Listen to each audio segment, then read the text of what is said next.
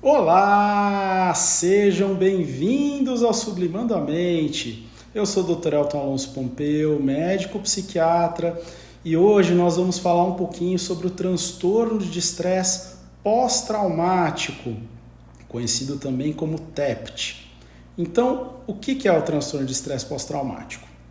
Ele é uma síndrome que se desenvolve após a exposição a um evento ou a uma série de eventos extremamente ameaçadora ou horrível, que comumente tem duração prolongada ou repetitiva e que são difíceis ou impossíveis de se escapar. Então, alguns exemplos, de eventos que frequentemente causam o TEPT, as pessoas vítimas de tortura, de escravização, de ameaças de extermínio coletivo, os genocídios, desastres naturais ou desastres causados pelo homem com grande dimensão, violência doméstica repetida por longo período de tempo, abusos físicos, psicológicos e sexuais de repetição na infância, etc.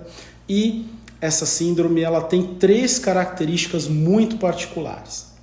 Então, a primeira, e uma das mais conhecidas, é a revivência dos eventos traumáticos no presente, sob a forma de memórias, de flashbacks, que são os famosos déjà vus, ou os pesadelos. E eles vêm de forma intrusiva, eles são independentes da vontade da pessoa e, via de regra, eles deixam a pessoa imersa, oprimida nas mesmas emoções e sensações que ela teve no momento daquele trauma original. Às vezes, a pessoa ela pode reviver involuntariamente imagens ou sensações do evento como se estivessem ocorrendo naquela hora, e a pessoa acaba sofrendo muito ou reagindo exageradamente quando se depara com situações parecidas ou que simbolizam alguns dos aspectos do trauma que ela passou. Outra das características fundamentais do transtorno de estresse pós-traumático é a evitação de pensamentos ou memórias do evento ou daqueles eventos traumáticos, ou também de atividades, sensações, diálogos, pensamentos, lembranças e até de pessoas que tenham alguma ligação com o evento traumático. E a terceira característica básica do transtorno de estresse pós-traumático são as percepções aumentadas e persistentes em relação a uma ameaça corrente, real ou até hipotético, até imaginada, E a pessoa, por exemplo, ela pode ficar ou muito vigilante ou reagir com sobressalto a estímulos inesperados. Além dessas 3 características, para se fechar o diagnóstico do TEPT, esses sintomas eles devem persistir por várias semanas, por mais de um mês, e devem causar prejuízos significativos na vida pessoal, social, familiar, educacional ou ocupacional da pessoa. Algumas outras características que podem aparecer em alguém com transtorno de estresse pós-traumático são problemas graves, pervasivos na regulação dos afetos, então a pessoa ter respostas emocionais ou muito exageradas ou muito abafadas, crenças persistentes sobre ela mesma, de diminuição, de derrota ou de inutilidade, acompanhadas por sentimentos muito profundos, muito pervasivos, de culpa, de fracasso ou de vergonha relacionados ao evento traumático, É como se a pessoa, de alguma forma, ela se responsabilizasse ou se julgasse merecedora do que aconteceu com ela, e dificuldades persistentes de sustentar relacionamentos e em se sentir próxima a outras pessoas. Existem alguns outros transtornos dentro da psiquiatria que podem se confundir com o TEPT, sendo importante fazer a diferenciação entre eles. Então, esses diagnósticos diferenciais, como a gente chama na medicina, são o transtorno de ajustamento, E a diferença aqui é que no transtorno de ajustamento, ou o evento que dá origem ao quadro não é de natureza tão traumática, tão ameaçador, ele pode ter uma natureza mais comum, uma separação conjugal difícil ou inesperada, ou uma demissão do trabalho, por exemplo, ou a pessoa ter passado por um trauma bem severo, mas não ter apresentado aquelas 3 características básicas do transtorno de estresse pós-traumático: os flashbacks, o comportamento esquivo e as percepções aumentadas ou a hipersensibilidade aí psíquica.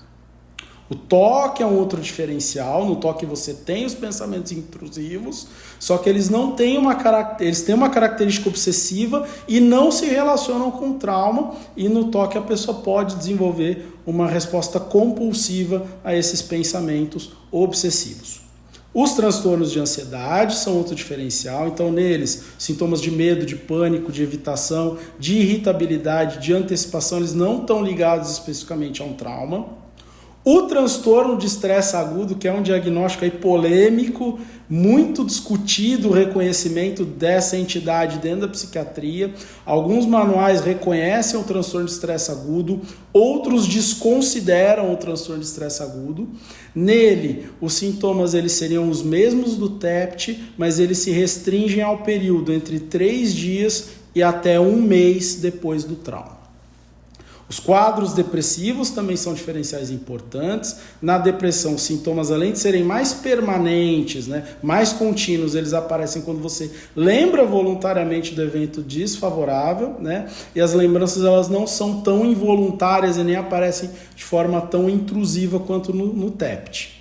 As dissociações e as conversões, As dissociações, que são sintomas de origem inconsciente psíquica e que simulam quadros neurológicos, enquanto aí as conversões, as somatizações têm essa mesma origem inconsciente, essa mesma característica involuntária, mas simulando quadros mais físicos, As pessoas com transtorno de estresse pós-traumático, eles podem ter sintomas dissociativos, como as amnésias, as dissociações de identidade própria ou as sensações de desconexão do corpo e dos pensamentos. Isso a gente chama de despersonalização, ou sensações de desconexão com o ambiente onde elas estão, que a gente chama de desrealização. Só que no TEPT você tem que ter a ligação temporal com o trauma. O surgimento desses sintomas ele tem que ser, obviamente, depois que o trauma aconteceu. Se não existe essa associação temporal, você vai diagnosticar e tratar especificamente aquela dissociação ou aquela conversão, somatização que o paciente apresentou. Diagnóstico diferencial com as psicoses também, porque às vezes esses flashbacks, eles podem lembrar um delírio, uma alucinação, mas no TEPT eles geralmente são congruentes com o trauma. Já nas psicoses, o paciente ele perde a congruência entre as ideias e os afetos, e os delírios ou as alucinações eles não necessariamente vão ter ligação com a história de vida da pessoa. E também diagnóstico diferencial da personalidade borderline. É muito comum na história de vida dos borderlines eles terem sofrido algum tipo de trauma, E nas pessoas que são borderlines e que passam por um trauma, acabam desenvolvendo um TEPT, às vezes é bem difícil você saber que sintoma se deve à personalidade borderline e que sintoma se deve ao TEPT. Só que os borderlines eles têm algumas características bem particulares, bem diferentes do TEPT. Por exemplo, esforço desesperado para evitar ser abandonado pelos outros, a noção que é sempre instável dele mesmo, a instabilidade nos relacionamentos interpessoais, a intensidade excessiva com a qual eles acabam se envolvendo nos seus relacionamentos e a instabilidade geral no funcionamento pessoal que independe aí do trauma ou das revivências.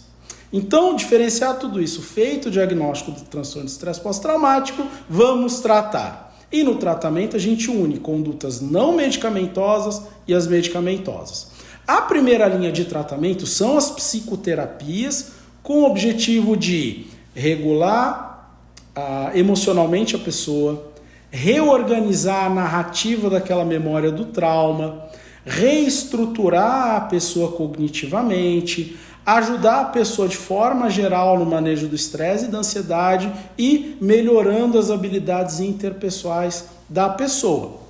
Algumas outras técnicas de terapia são de segunda linha, mas podem ajudar. São aquelas técnicas que envolvem aí estratégias de meditação ou mindfulness.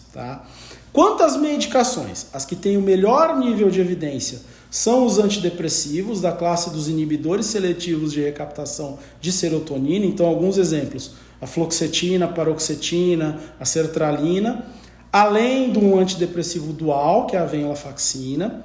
E naqueles pacientes que ou têm insônia, ou que têm flashbacks muito intensos, ou que têm ainda as dissociações ligadas ao trauma, você pode fazer a associação com antipsicóticos de segunda geração, como a risperidona, a olanzapina, ou ainda com a prazosina, que é um antipertensivo, um agonista alfa-1. Chegaram a se pesquisar o uso de alguns estimulantes, como o metilfenidato até o LSD, que é uma droga de abuso. Isso foi pesquisado em veteranos de guerra, só que com resultados contraditórios, E os tarjas pretas, eles não têm evidência, eles devem ser evitados, tá? Essas estratégias de tratamento, elas servem bem também para os casos de transtorno de ajustamento que, relembrando, são aqueles casos que ou não reúnem aquelas 3 características básicas do TEPT, ou que surgem devido a traumas menos severos do que os traumas que causariam o transtorno de estresse pós-traumático. Então, por hoje é isso. No próximo episódio nós vamos falar um pouco aí do luto patológico, também dentro da linha dos transtornos relacionados ao estresse. E até o próximo vídeo. Tchau, tchau!